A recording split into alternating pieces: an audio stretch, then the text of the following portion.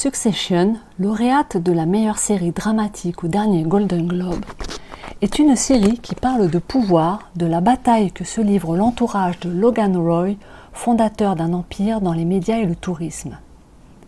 Vieillissant et malade, il fait croire à ses enfants qu'il organise sa succession alors qu'il s'accroche désespérément à ce qui lui reste de pouvoir. Cette série est originale parce que son approche est tragicomique. On passe tantôt à des émotions très intenses, à de la franche rigolade tellement ils sont parfois grotesques. Son leadership viril, cruel et brutal est l'antimodèle du leader de cœur et je vais t'en parler dans l'épisode d'aujourd'hui. Cœur de leader, c'est pour toi, dirigeant, manager ou entrepreneuse qui veut développer ton leadership pour toucher la performance avec ton cœur. Chaque épisode, tu trouveras des analyses, des clés, des interviews qui vont t'aider à amener ton leadership à un niveau supérieur sans perdre ton humanité. Je te remercie de passer ce temps avec moi aujourd'hui. Logan Roy est un leader, c'est incontestable. C'est un leader brutal, cruel, craint de ses équipes et de ses enfants complètement instables et manipulateurs. Pourtant, il aime ses enfants. Mais ce qui fait que la série TV est si intéressante, c'est qu'on y trouve toutes les facettes du leader toxique qui légitime ses agissements par le prisme de la réussite financière. En gros, il nous dit « J'ai bâti cet empire, vous êtes riche grâce à moi, donc vous me devez tout et surtout une soumission sans faille. » Il fonctionne sur le mythe du leader héros. Ce qui veut dire que les sous-entendus sont « N'oubliez jamais mes faits de guerre pour y arriver. Je suis parti de zéro, je suis un self-made man, je suis le héros de l'histoire et ne l'oubliez jamais. » On retrouve en fait ce genre de profil chez les chefs d'entreprise qui ont créé leur boîte à partir de rien. Vous savez, des gens qui ont une très forte identification à leur organisation, ils se sont tellement investis, ils ont le sentiment d'avoir tout fait tout seuls, ils ont l'impression que toute l'organisation ne tient qu'à eux. Et leur fonctionnement dans ce genre de situation, c'est de rappeler sans cesse à leur entourage que sans eux, eh bien, ils n'auraient pas d'emploi, ils n'auraient pas d'argent, ils n'auraient pas de travail. Et souvent, ils sont dans une souffrance qui est la solitude, qui est aussi le syndrome du sauveur, et ils vont parfois adopter un discours victimisant et culpabilisant et dénigrer leurs collaborateurs. Logan Roy n'échappe pas à cette règle.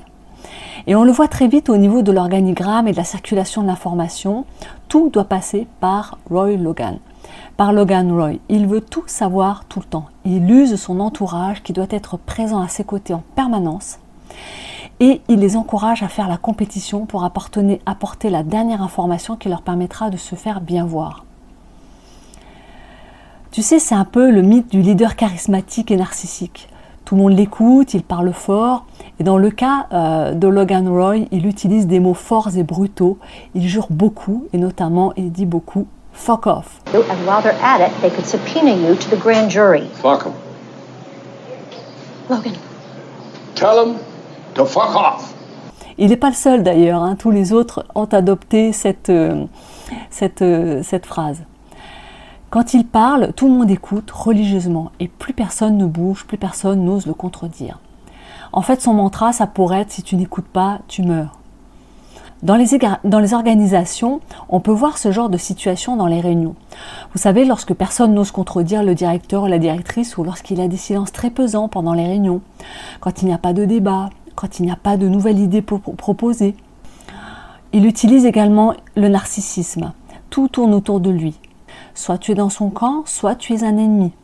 Il est sur le triangle de Karpman en permanence. Tu sais, ce triangle, ce qu'on appelle le triangle dramatique aussi, hein, qui met en jeu trois personnages, le bourreau, la victime et le sauveur. Il est également dans cette logique où, après lui, ça sera le chaos. Il n'a pas formé ses enfants pour qu'ils soient compétents ou prêts pour l'avenir. Il infantilise ses collaborateurs les plus proches. Ils n'ont aucune latitude et tout doit passer par lui. Dès qu'il ne sait pas où se trouve un de ses enfants, il le fait chercher. Il leur reproche leurs absences et lorsqu'ils sont présents, il a tendance à ne pas trop les écouter. Robert Hogan l'a mis en évidence dans ses études. Avec le charisme vient le narcissisme. Et avec le narcissisme vient le chaos. Les personnes narcissiques n'écoutent pas, dilapident l'argent et après leur passage, c'est le chaos dans les équipes. Donc quand vous embauchez un directeur ou un manager, le charisme ne doit pas être un critère d'embauche. Il fonctionne sur un registre que j'appelle la loyauté-soumission. En fait, c'est sans limite et sans condition. Il s'entoure de gens serviles et manipulables, il nomme les personnes qu'il considère comme non dangereuses pour lui. C'est le cas à un moment donné où il va nommer Jerry, la conseillère juridique. Il va la nommer présidente par intérim pour en fait faire de l'affichage parité femme, mais aussi parce qu'elle ne fait pas de vagues et qu'elle est loyale. Mais moi je te le dis, la loyauté a des limites. En tant que leader, tu dois t'entourer de personnes qui sont capables de te contredire et de te challenger sur la cohérence de tes décisions avec tes valeurs.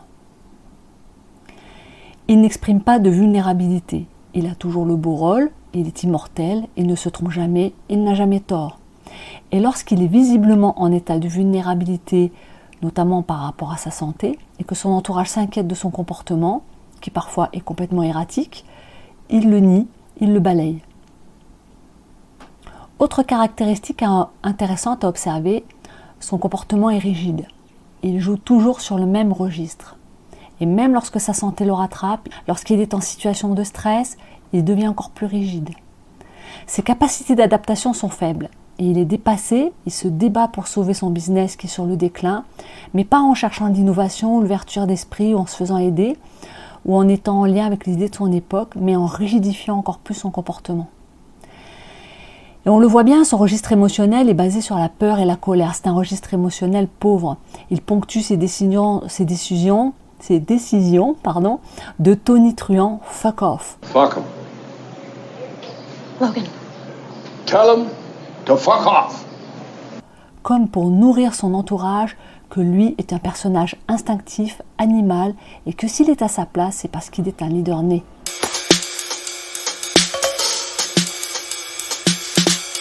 Divisé pour mieux régner, il manipule ses enfants, leur fait croire qu'ils seront les élus, il leur parle en privé en un à un pour leur faire croire qu'ils vont devenir les numéros 1, qu'ils sont les meilleurs, et ainsi il les monte les uns contre les autres. Il pense et fait ressentir à ses collaborateurs et ses enfants qu'ils sont remplaçables. Au lieu de les renforcer dans leur position et de les encourager, il les déstabilise, les menace et parfois les renvoie, puis les rembauche. Mais c'est beaucoup d'énergie déployée à tenter de diriger tout seul. Napoleon Hill l'a mis en évidence. L'intelligence collective est un puissant moteur de performance. Et en tant que facilitatrice de mastermind, je le vois. Les humains sont faits pour coopérer et les résultats n'en sont que meilleurs.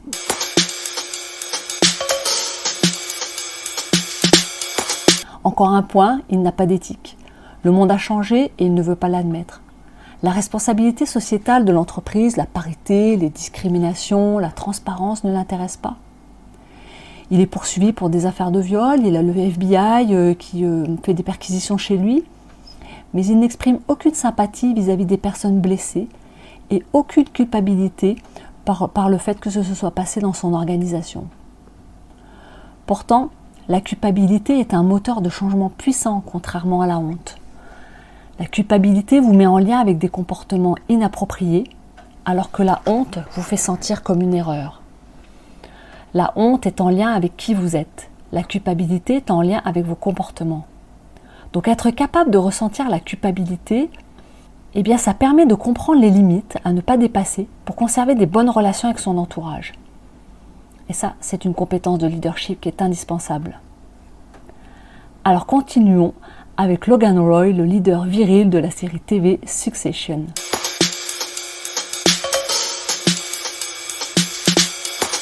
Il est obsédé par l'accumulation de profits, de pouvoir, de prestige, pour lui tout seul. Logan Roy ne s'intéresse pas à la pérennité de son organisation, aux emplois et aux familles qui dépendent de ses décisions, pas plus qu'à faire du travail d'information de qualité. Cette posture centralisatrice pénalise son empire et l'affaiblit chaque jour, mais aveuglé par sa propre gloire, il ne s'en rend pas compte.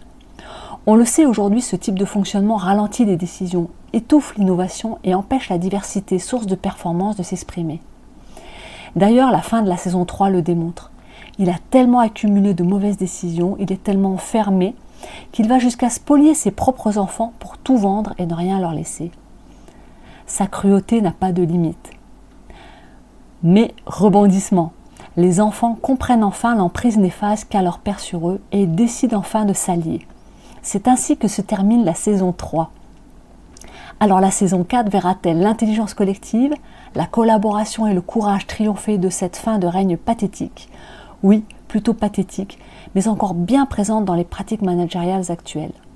Alors j'espère que vous suivrez avec moi cette saison 4 qui promet d'être vraiment passionnante. En fait, le leader viril, c'est presque l'antithèse du leader de cœur, qui promeut la diversité comme une source insondable d'innovation et de progrès, le courage, la reconnaissance des émotions comme un fondamental de l'existence humaine et la sécurité psychologique comme une base de fonctionnement dans son écosystème. Si tu as aimé cet épisode, mets-moi un avis 5 étoiles sur ta plateforme ou un commentaire, ça m'aide à continuer. Et toi, qui veux développer ton leadership pour toucher la performance avec ton cœur, on se retrouve la semaine prochaine.